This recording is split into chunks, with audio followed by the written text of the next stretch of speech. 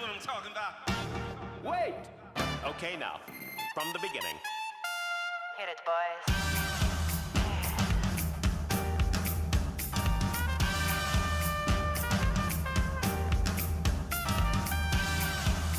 What are you talking about?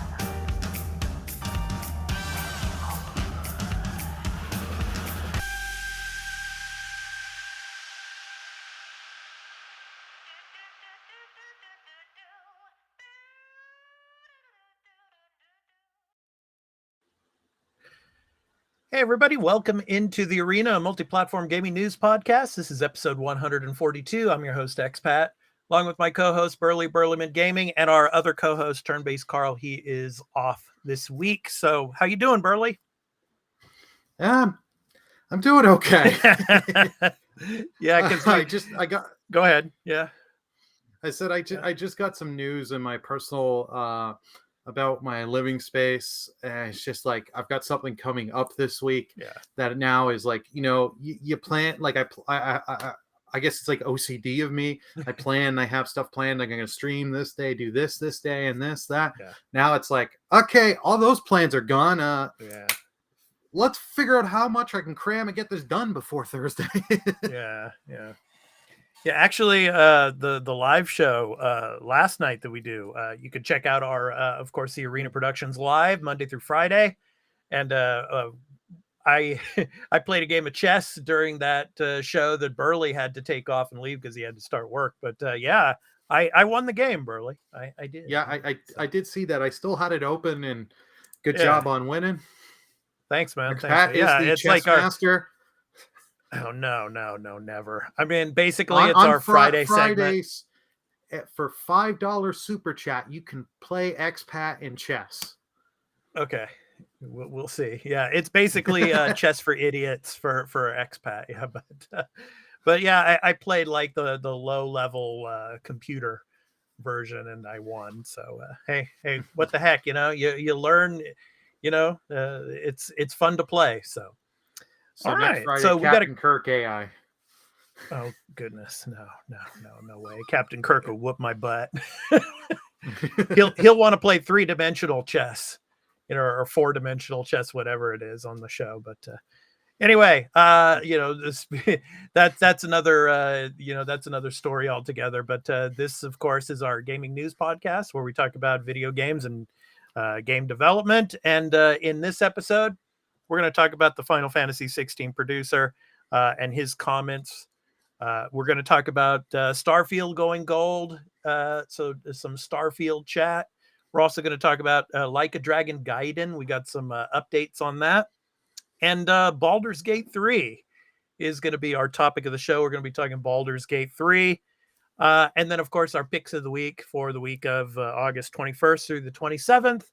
And then the Game Pass drop, the second wave of the month. Burley's going to be giving you the information on that. But before we get into the games that we've been playing this past week, here is a brief word about where you can find the podcast in audio and video formats. Before the crew discuss what they have been playing, this episode of The Arena, a multi-platform gaming news podcast's ad-free version in audio and video formats, will be going to Patreon after being recorded. So if you would like to support the show and become a patron at the entry tier 1 level at $1 per month and get every episode including exclusive ad-free post-show content in video format when recorded, please visit patreon.com/thearena productions for further details. The audio version of the podcast will be uploaded to all free podcast services where you can find us on any podcast app for iOS or Android, and in the video version, it will be on our YouTube channel, The Arena Productions. For the audio version, just download your favorite podcast app and search for The Arena, a multi-platform gaming news podcast. Subscribe, follow us, post a review, and leave us questions, comments, and feedback if you like, if that feature is available there, and spread the word about the podcast. We also have a Discord called The Arena Productions, where you can join and chat with the Arena Productions community, and the podcast audio website is at thearenapodcast.podbean.com, where you can follow us and leave questions and comments as well. For all information regarding the podcast and our entertainment and pop culture related content, along with our blog and forums, visit the official website of The Arena Productions at www.thearenaproductions.com. Finally, you can also follow us on Twitter at The Arena AMPGNP, as well as on Instagram at The Arena Productions. Now, back to the show. Okay, Burley, I'll go ahead and start. I went back to Diablo 4. Still playing Diablo 4, grinding through that. And I'm still playing Jedi Survivor. Star Wars Jedi Survivor. So I'm still making my way through that as well. Those are the only 2 games I had a chance to play this week. How about you? Well, I did do some Diablo 4. Nice. I started up a season character on stream. I started up Okay. as a necromancer, and it is a lot of fun. And Uh-huh. I like how this one, it's actually kind of neat that you don't actually use your skill points to buy for to put them in for your skeletons, your undead. So you're using them for your actual attacks. So it's nice. I've already got the skeleton mages as well as the skeleton warriors. So it's nice just having them sitting back using the bone spells, just shooting the bones out there while your skeleton army just annihilates the forces of hell. I love it. Yeah. Now, you've always pretty much played as a necromancer, right? I mean, that's been your main go-to character. Yeah. Yeah, Diablo 2, Diablo 2, my main is necromancer. I was very disappointed with Diablo 3 when it launched and had no necromancer. Right. I need to go back and play 3, but I got 4 to finish. 4 takes priority. Yeah, I play as barbarian, so I like to play as the barbarian. So, Barbarian is fun, especially when you get like back in Diablo 2 when you get whirlwind. Yeah, you just sacking that damage and just seeing all the numbers fly on the screen. Yeah, you gotta love it. Yeah. All right. Well, let's go ahead and get into the weekly news beat. So our first story, we're going to talk about Final Fantasy XVI's producer. So I'm going to go ahead and show you the article that this comes from. So he had some comments that he made about gaming platforms. So this is from pushsquare.com. So I'm going to read a little bit of it for you. In a recent appearance on a Taiwanese gaming channel, outspoken Final Fantasy XVI producer Yoshida Naoki-san lamented fact that there are multiple platforms, of course, PlayStation, Xbox, and Nintendo. But he said, quote, game platforms, I probably shouldn't say this, but I wish there was only one, end quote. With a slight grin, quote, it would be better for both the developers and the players, end quote. So, I mean, from a gaming, development standpoint, Final Fantasy 16, Burley, it's only on pretty much just PlayStation, right? Yep. So one console, there you go. Is one console better for everyone? I believe in competition, Burley. I believe that, I think there should be multiple consoles. People should buy the console that they want. Because obviously there's going to be games out there that are only going to be on one particular console, so that's where the exclusive, term comes in. But I mean, I don't think one console would be good for the industry. I think, I think people would get bored pretty quickly. I don't know. What are your thoughts on what he says here? Yeah, I get it for a game development standpoint, because you got different specs. That is a nightmare. You know what I mean? Like I get on that side from where he's saying it, because it's like totally understand there. You have one disagreeing there, but like as a consumer, I love having multiple things, and it's all unique. You get unique experiences. Like Nintendo, you get it on the go, and playing games on the go.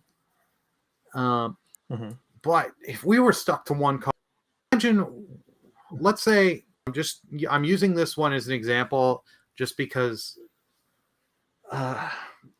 imagine all we had was the Xbox One coming out and all the bad stuff, like you can't use games online, all this, to connect always has to be connected. Competition. I don't think they would have changed those things. Like if Sony didn't do the whole thing of trading games, like here's how you play used games on your console. Here you go. Put the disc in and all that in between the two people. Like that. Like if we didn't have Sony taking shots and, people realizing, oh, I have another option other than Microsoft if they're going to continue with this. And Microsoft had to course correct, obviously. If we had one console, it's whatever their policies and whatever they're going to do, you're stuck with. Like if Sony does a bad policy right now and you don't like it, okay, you can go Xbox, you can go Nintendo, you can go PC. You have options. Right. If you're one platform, you're locked to with whatever they say and whatever they choose to do. Exactly. I think that's the point. I mean, because if I understand the argument about multiple platforms in the sense that the technical specifications, it might be difficult to get a particular game out, say on PlayStation 5, but it'll run well on the Xbox Series X or vice versa. And then of course, when it comes to, cross generation, like PS4, PS5 or Xbox One, Xbox Series X, they have to work overtime and work extra hard to make sure that they could run well on each platform. But still, I don't see, just one platform, that would take away from competition, and it would just be a monopoly, on everything. So, yeah. So that's I mean, I understand where he's coming from. Obviously, he works for Square Enix and Final Fantasy, making Final Fantasy games, and those games only go to one console. Well, Final Fantasy for quite a while they've been very loyal with PlayStation and aligned with PlayStation.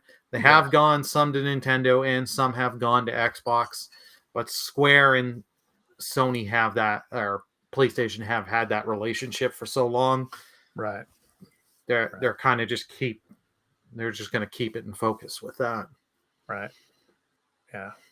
So just think if it was a regional thing, Burley. Like here in Japan, we could only have a PlayStation. In America and in Canada, you could only have an Xbox. Oh, if they started doing that regional shit, people will riot. Well, I don't know about riot, but like people would be voting with their wallet. It'd be like, okay, expat, you gotta send me a PlayStation.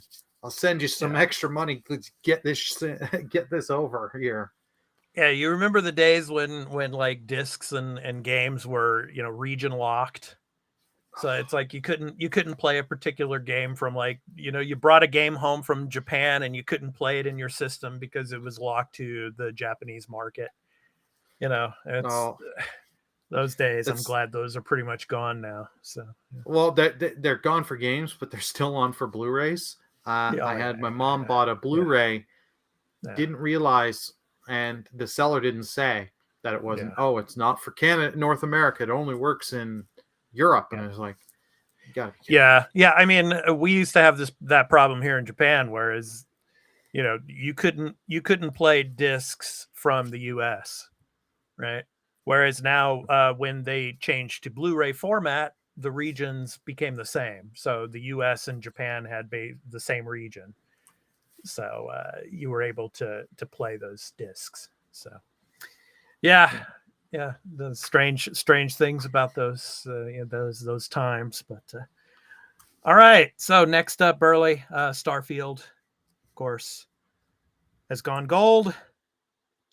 And let's talk a little bit about Starfield, because we are on some people are actually playing Starfield right now, Burley. The reviewers, those, like podcasts and those big shows that are much bigger than us. Luckily, they were able to get, review copies. And so you got a bunch of people on X and everything spouting off, oh, I'm playing Starfield now. And it's like, oh, I'll have the review out on August 31st. Yeah. Hopefully we don't get any spoilers. But that's the real reason why Carl isn't here. He's in a three-way call with Todd Howard and Uncle Phil Spencer, begging to get us some copies. Trust me, we're trying. Yeah.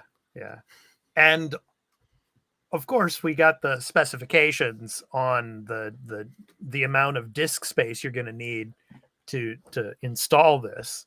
It's like what 100 up to 140 gig, I think, on PC. Yeah, it's like between 125 and 140 gig, whereas for console it's about 100. Yeah, a little over 100. Mm-hmm. Yeah, I've already done the preload on my Series S. It was like 100.18 gigs. So I'm sure there'll be a decent day one patch in the final files you need to download. So probably another 5 to 10 gigs at least. Yeah. But it's going to be like, if you have a Series S, it's going to be like, hey, 1/3 of my storage is Starfield. Yeah. Yeah. I'm excited to play this, but I put out a poll on X and in the YouTube community here asking whether you would read a review before starting to play Starfield. And I'm leaning towards not reading any of these reviews. I just want to jump in and, not know anything and just have fun with it. I'm thinking, if I get into these reviews, it's like, oh, it's a great game and all, but it's buggy in this aspect and all, blah, blah, blah. I just don't want to, I don't want to read that stuff. I just want to jump in and have fun with it. Fair. I totally understand that. I'm going to check out reviews, but like my thing is I'm more like, I'm going to go Metacritic and stuff and see and OpenCritic and all that, see the reviews listed for the scores. I'm not going to fully go in depth. And like most of the people that are going to get the early reviews codes out for the 31st, I don't really know how many of them I'm actually going to watch their video. Yeah, I don't know. I don't know about watching the video. I know there'll be a good amount of people that will, though. Because there's going to be a lot of people that aren't even going to play this game. You know how there's some people out there that they just watch YouTube just to watch gameplay, and they don't play the game themselves. They like to see game walkthroughs. Or just see people experience it without them buying it and playing it. Like for me, I'm a Twitch streamer. I do have people that come in. They're like, oh, I want to see this game. Don't want to put the money or buy Game Pass, and that will watch just for that. That's the other example. Just like I was saying, I mean, on YouTube here, people watching game walkthroughs. So 50 parts. Some content creator puts out like 50 parts on YouTube here. And people will watch that and never even touch the game. I just want to get into it and play it. So the game's gone gold, so no more delays. So that's a good thing. So we're really excited. Comes out on September 6th, but if you get the premium edition, you can play on the 1st, right, Burley? Yeah, that's something. This is something I hate with, like we've talked about in the past. Is, hey, if you want to spend another $30 or $40 to play the game 3 to 5 days early, it's like, why like make that for DLC, extra stuff in the game. Sure, fine. Steel books, collectibles, and physical stuff like digital art book and stuff. I hate this, that if I wanted to play this early, and it's like, as a content creator, it's like, almost, do I spend the money just to play this early?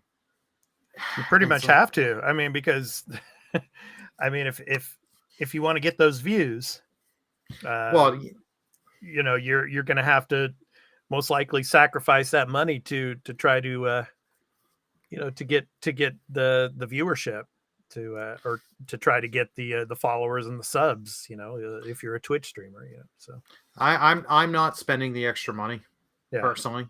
I'm just going to be, nope, it came out this. I am, some coworkers of mine have been like, no, you need to get a costume ready because I will be doing stream loots, and I think you can tell where this is going to go. I'm thinking that route I might go, do. Burley. Yeah.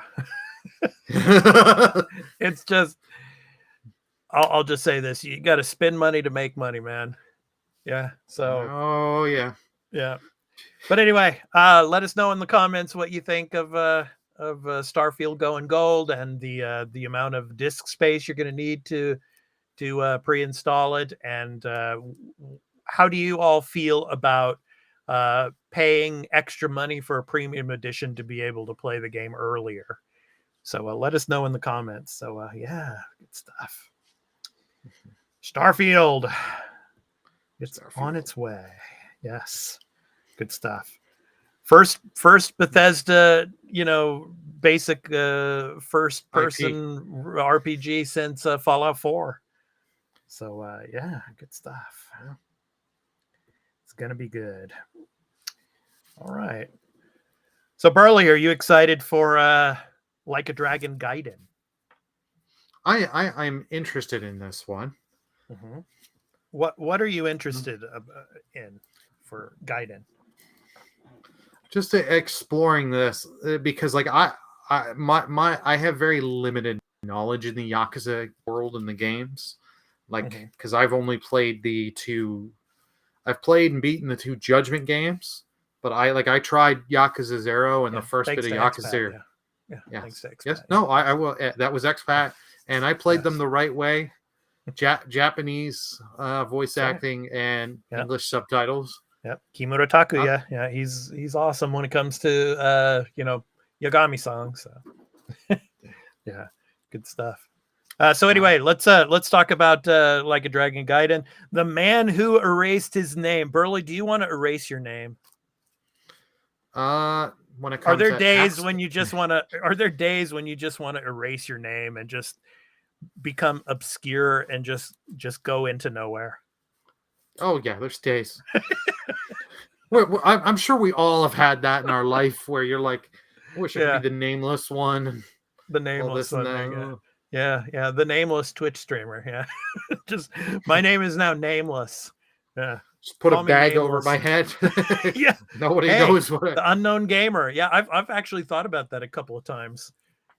Of doing that here on the podcast. Putting the bag on my head and being the unknown gamer. But the voice is given away. Yeah. Card. Anyway, let's go ahead and get to the story, Burley. So here we go. So I'm going to read some of the gameplay synopsis. So Like a Dragon Gaiden, the man who erased his name, players control Kiryu Kazuma as they explore the Sotombori district of Osaka and Isezaki Ijincho district of Yokohama.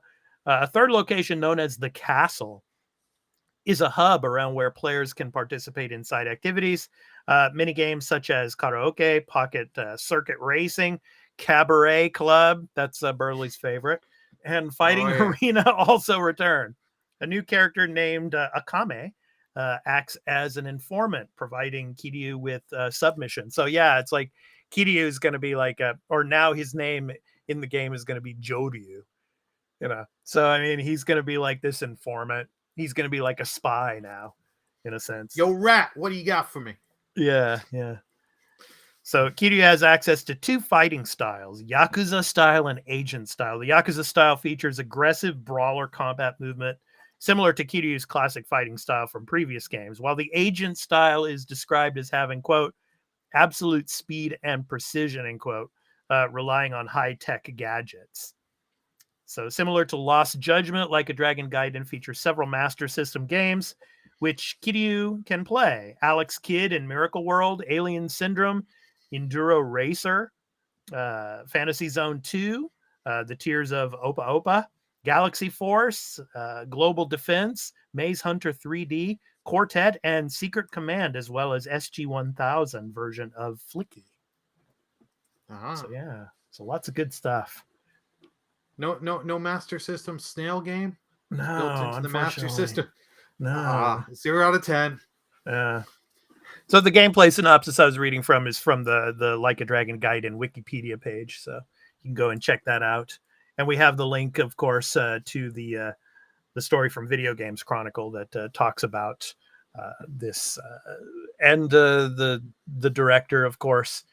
He came on and said that, we were thinking of waiting to show this stuff, but there's so much anticipation for it. We thought we'd show some of it now. So, yeah. And you will also be getting, when Gaiden comes out, you'll be getting a demo for the next Yakuza game that's coming out in 2024. So, basically like a Dragon 8. So, yeah, good stuff. Yeah, that I remember seeing. I was like, oh, that's good. See, that's something I did like. We don't get as much with modern games. It's been very few where you're getting buy this game, you get a demo with of another game upcoming. Like Square, Like a Dragon, Infinite Wealth. Yes.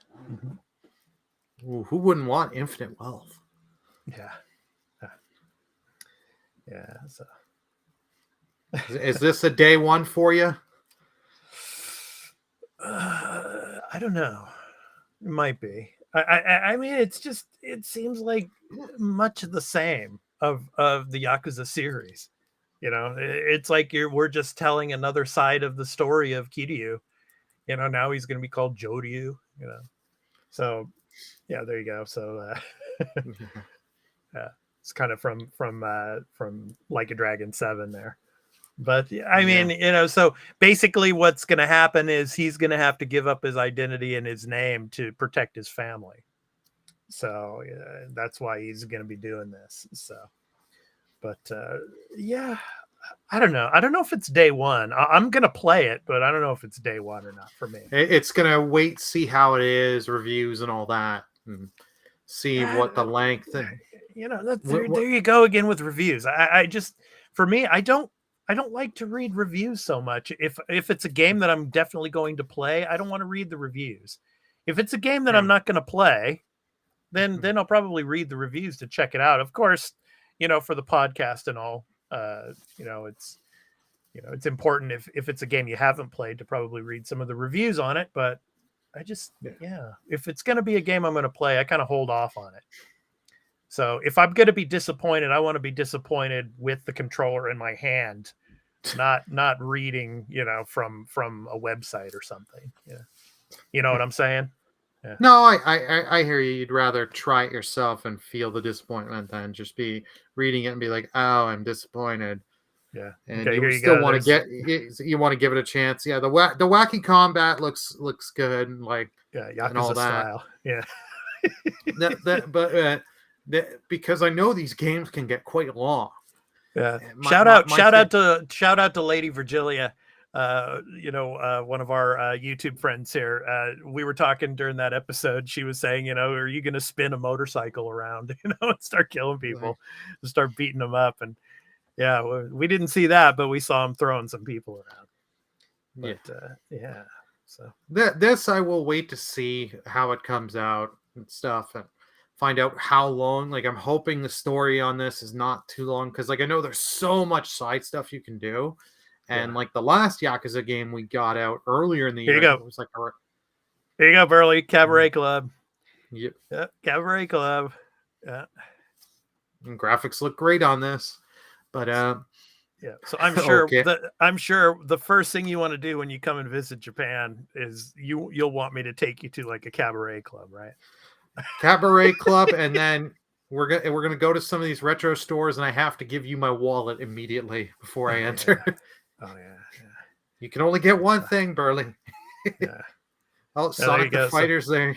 There you go. There's your games. Yeah. No, this is stuff cool that does. I will give Sega credit. They put in their classic games into these, so it's like, hey, we're giving you more bang for your buck. You can experience some of our classics, even if you haven't bought in all the 30 different collections we've sold over the years. Yeah. So it's coming out in November, so I'm looking forward to it. But whether it's a day one for me, I'm not sure. But if Lost Judgment, the sequel to Lost Judgment, if the Judgment 3 comes out, that is day one for me, for sure. Oh yeah. I will agree with you, because after those two games, playing both of them, it's the quality on those were so good. Judgment 3, Kaito's Revenge is the day one. Kaito's Revenge. You're still fixated on it being Kaito's Revenge. Okay. So anyway, maybe. All right. So now before we get into the topic of the show, because the next up is the topic of the show. So we're going to be talking about Baldur's Gate 3. But this topic could be a little controversial out on the web, I think, as we discuss it. But this is The Arena, a multi-platform gaming news podcast. The Arena So you come into the arena to discuss these kinds of topics.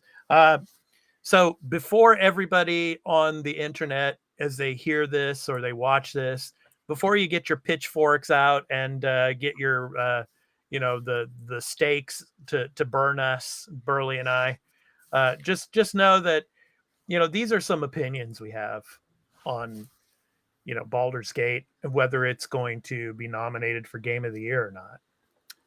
So anyway, let's go ahead. So the topic of the show is Baldur's Gate, and almost anybody and everybody is playing this game right now. It's very, very, very, very popular on live streams, and as well as people just playing it, for themselves. But I think it's, and the reviews are amazing. 10 out of 10s. Like Metacritic was like 96, 97, a lot of, like high 90s for this game.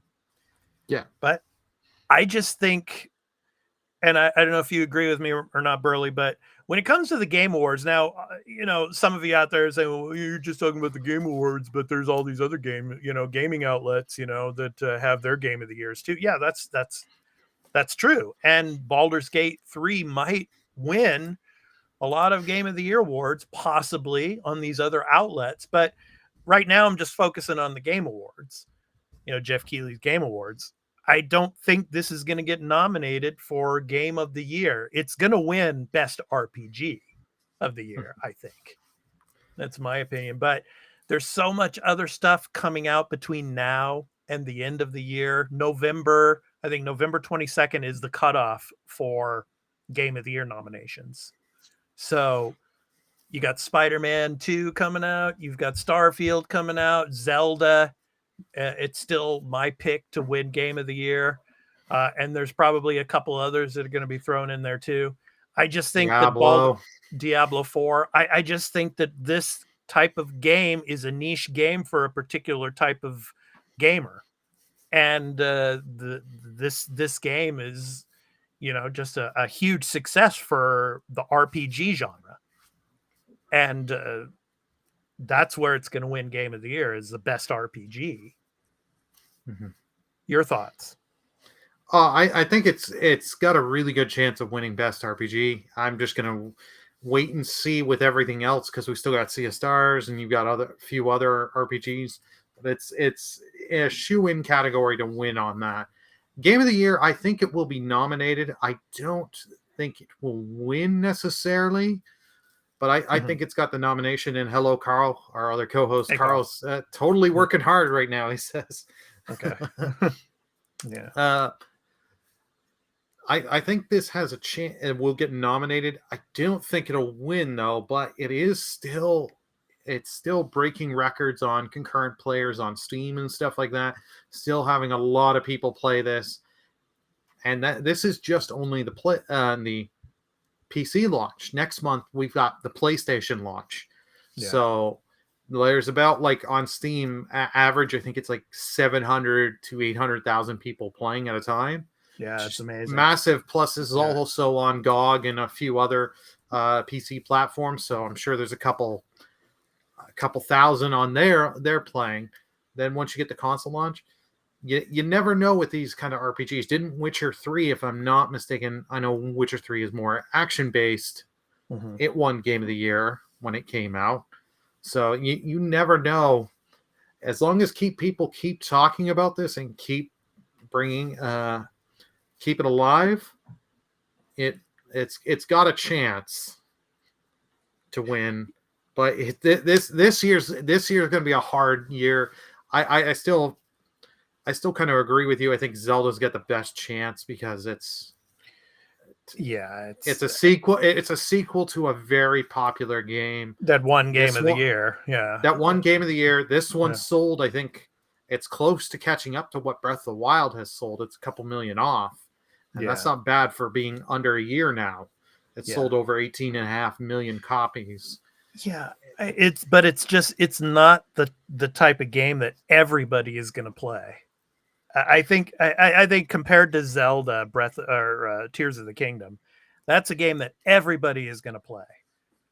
I mean, this is a game. I agree. I agree. Tears of the Kingdom's more easier and more accessible for people to get into than compared to Baldur's Gate 3. Mm-hmm. Mm-hmm. Yeah, especially people that have never played Baldur's Gate before and that are coming in, and playing this for the first time in the series. It's gonna win Best RPG. I think it's probably a shoe-in to win Best RPG, but Game of the Year, I don't think. And don't be surprised if it doesn't get nominated for Game of the Year. It'll be nominated for Best RPG. Mm-hmm. And then all the other outlets, like the IGNs of the world and everybody else. I mean, this could win Game of the Year. I mean, this or Zelda. I think it's probably, if they had to vote now, it would be between this game and Zelda, Tears of the Kingdom. So, yeah, well, I would say those are the two biggest we have this year that have the highest chance of winning. But I wouldn't be surprised with some of the other games that have come out. Diablo 4 is still going strong with its Season 1. Yeah. Final Fantasy 16 won't win Game of the Year. I wouldn't be. I would assume it would probably get a nomination because it was big when it did come out. Yeah. Now, see, that's a game that I'm thinking it's going to be nominated for sure. Final Fantasy 16. Yeah. And it will be nominated in the RPG category too. But I think this game, Baldur's Gate, will probably defeat it. Yeah. Well, but go ahead. No, actually, sorry, we forgot about the best game that came out earlier here. Fryman pointed out, Gollum is winning Game of the Year. Don't deny it. That's true. Yeah. I mean, if there's a category for a worst reviewed game of the year, then Gollum would definitely win for sure. Yeah. So welcome on in, Fryman. So I mean, let us know in the comments what you think. I mean, is Baldur's Gate a shoe-in to win Game of the Year, in your opinion? Let us know what you think. It's like, I just, and then there's the time difference, Burley. I mean, between now and the time Game Awards comes around and all the other, game outlets start giving their Game of the Year nominations and pick Game of the Year. I mean, this game in another 3 or 4 months, you got Starfield, like we talked about, so many times now, that Starfield's coming out in another 2 weeks, and everybody's going to get focused on Starfield, and then the PlayStation people, they're going to start playing Spider-Man 2, and Nintendo also with Mario, the new Mario that's coming out. So that's another big one. Or we forgot about the big RPGs that are coming in November. You got the remakes of Star Ocean 2 and Super Mario RPG. Doubt those will really take it, but Fryman says, I see a nomination winning. I doubt. It will get nominated, and it deserves to be nominated for sure. That's Burley's opinion. Yeah. This is all my opinion with what I'm saying. Yeah. I don't know if it'll win because, like you said, I kind of agree. Zelda's just gonna steal it. I feel. I just think it's gonna win Best RPG, but it's not gonna get nominated for Game of the Year. It's gonna stay in the RPG category. I don't know. We'll see. But that was our topic of discussion for Baldur's Gate 3, because it's a big game. It's most people are playing it right now, and we thought we would bring this up. Kind of a controversial topic in a sense. Thinking, it's like, how dare you say it's not going to receive a Game of the Year nomination? Well, maybe it won't. Maybe it will. Maybe it won't. But anyway, let us know in the comments what you think. Is it definitely your Game of the Year? Will it win Game of the Year? What are your thoughts on this, or do you even care?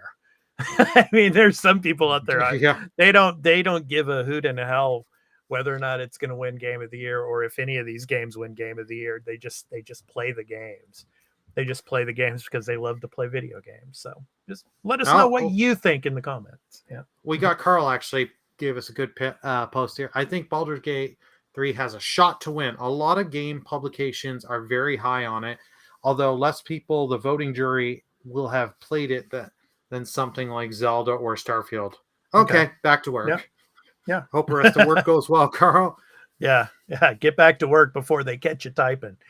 So anyway, so that was our topic of the show. So talking about Baldur's Gate. So so good stuff. All righty. Okay. So next up, it's time to talk about our picks of the week. So, of course, new game releases for the week of August 21st through the 27th. And you can go to releases.com. So the link is below for all of you video viewers. For all of you audio listeners, it's at www.releases.com.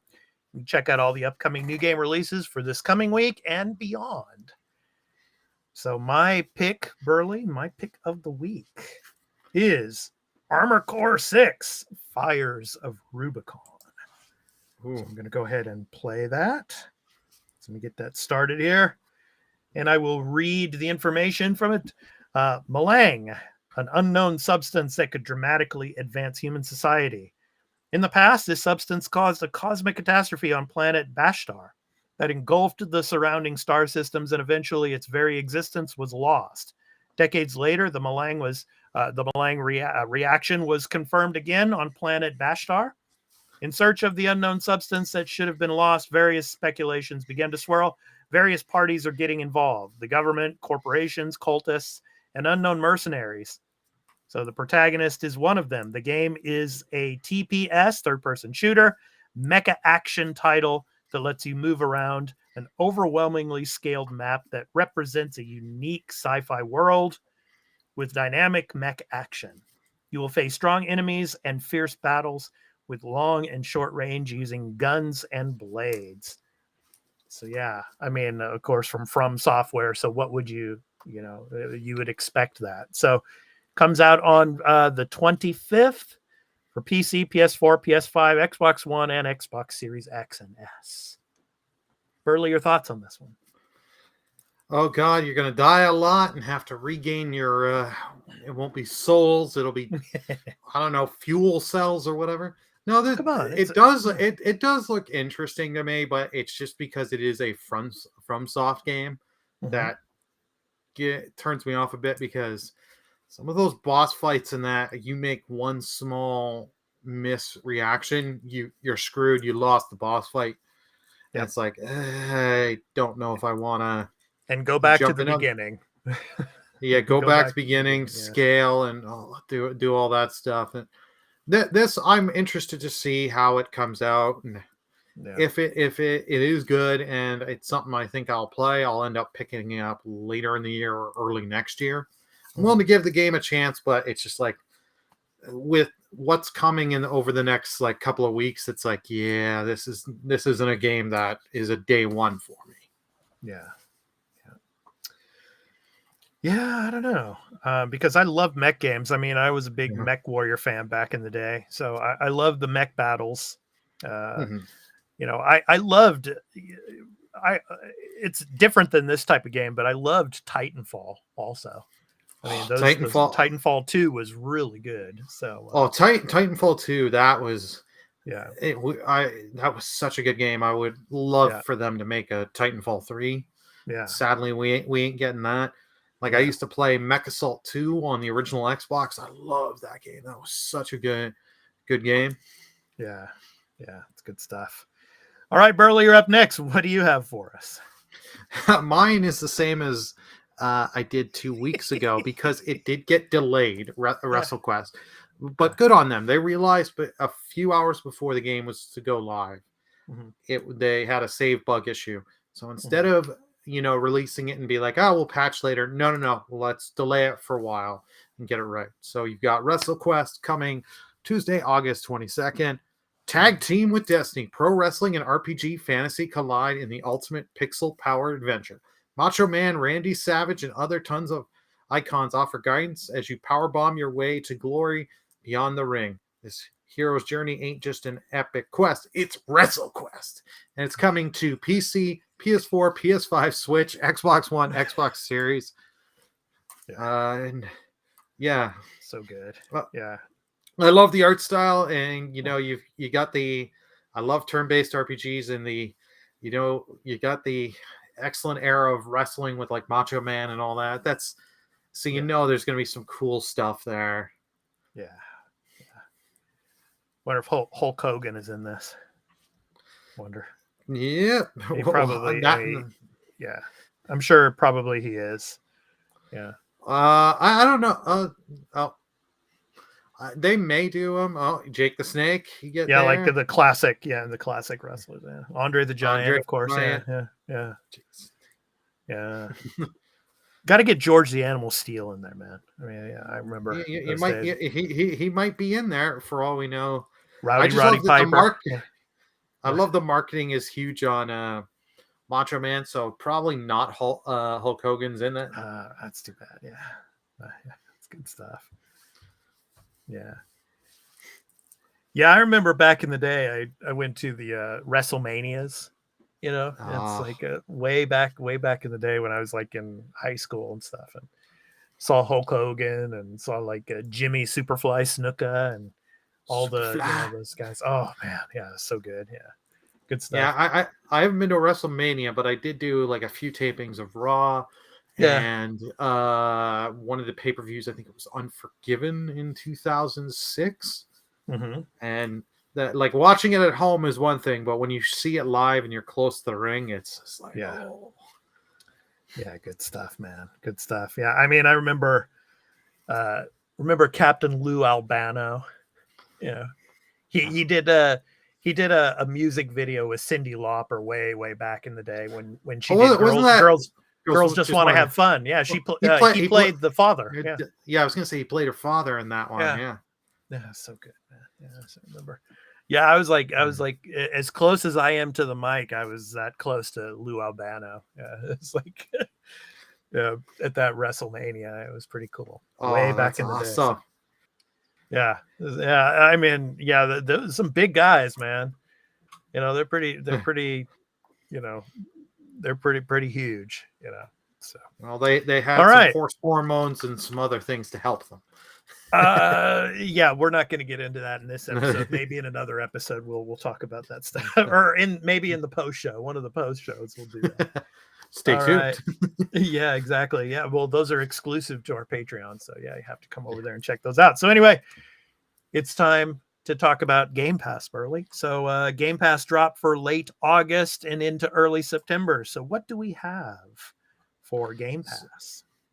So for Game Pass, we now have Everspace 2, which came out a couple days ago for cloud and Xbox Series. Firewatch, that came out on August 17th to cloud, console, PC. And yesterday we had the Texas Chainsaw Massacre coming to cloud, console, and PC. Yeah. And we were talking about that on the Arena Productions live show. It's kind of another Dead by Daylight type of clone, right? Yeah, another Dead by Daylight skinned with Leatherface. Exactly. Yeah. Or like Friday the 13th. Yeah. So then in that same mold, I would say. But we also got something I'm really looking forward to. Sea of Stars, August 29th, coming to cloud, console, PC. Turn-based RPG made by some Canadian studio called Sabotage Studio. Highly recommend checking it out. It's either you play it on Game Pass, or if you got PlayStation Extra or Premium, it is on that. So you got no excuse. Play it. It's going to be the real game of the year and real RPG of the year. Right. All right. Yes, yes, I'm biased. Yeah, of course you are. Yeah. Grizz, cloud, console, and PC coming September 5th.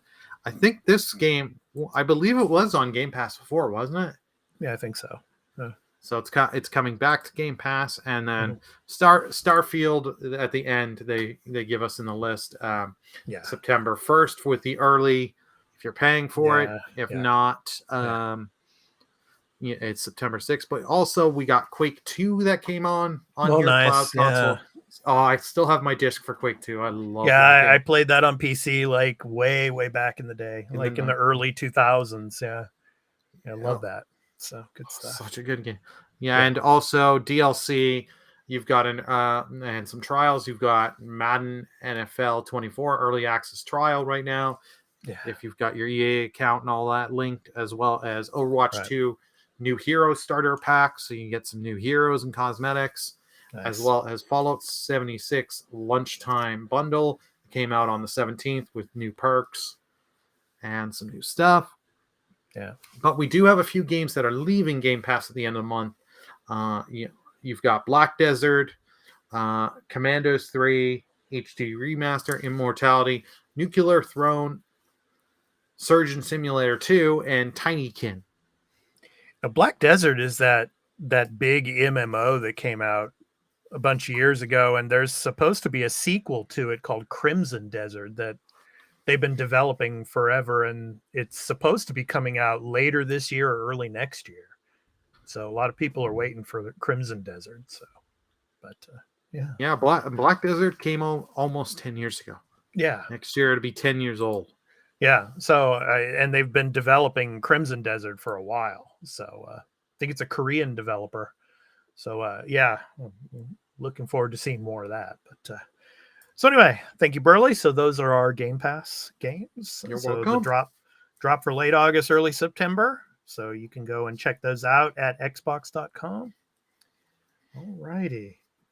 So next up are some programming notes. So, of course, we also do entertainment and pop culture related content here on the Arena Productions. And next week, actually, it was supposed to debut on Wednesday, but it was pushed up a day. It's going to debut on Tuesday next week. So Ahsoka. So Star Wars Ahsoka coming to Disney Plus. Episodes 1 and 2 are going to be released on the same day. So next Tuesday. So we're going to be doing, of course, a recap and review episodes of each and every episode of Ahsoka on our Star Wars Republic show, our show about all things Star Wars here on the Arena Productions. So the ad-free versions will go up to our Patreon, and the other ad-related versions will be here on the YouTube channel. So please stay tuned for our Ahsoka coverage. So I'm really excited for that. I know you are, Burley. I know you're looking forward to some battles with Inquisitors, and yeah, and to see the late great Ray Stevenson, Balin Skull. Yeah, it's gonna be good stuff. Yeah, so stay tuned for that. And then, of course, our other weekday show, the Arena Productions Live. We record Monday through Friday from 4:30 a.m. Pacific Daylight Time, 7:30 a.m. Eastern Daylight Time, 12:30 p.m. British Summer Time, and out here in Japan where I am, 8:30 p.m. Japan Standard Time. So we go over gaming-related news as well as entertainment and pop culture-related content that comes out, any kind of news that drops. So please go and check that out. After we record live, it also goes up to our playlist, and you can check it out video on demand. So, yeah, the Arena Productions Live every weekday.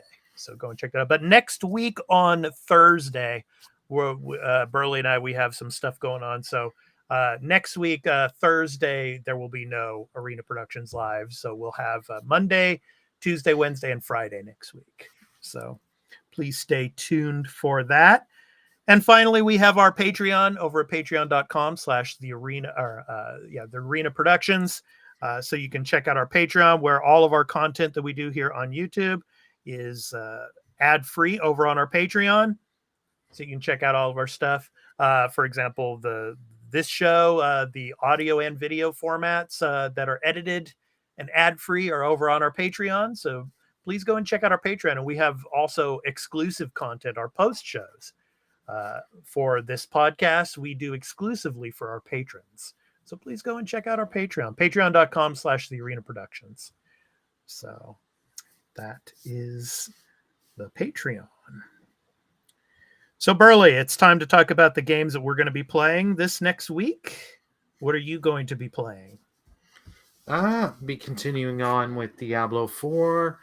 And also probably try and finish up in my personal time Ratchet & Clank Rift Apart on the Steam Deck. Nice.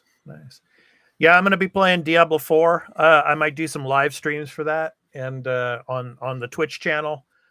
So I'll keep everybody posted on that. And I'll be playing also on my own time some more of Star Wars Jedi Survivor, trying to get get closer to the end on that.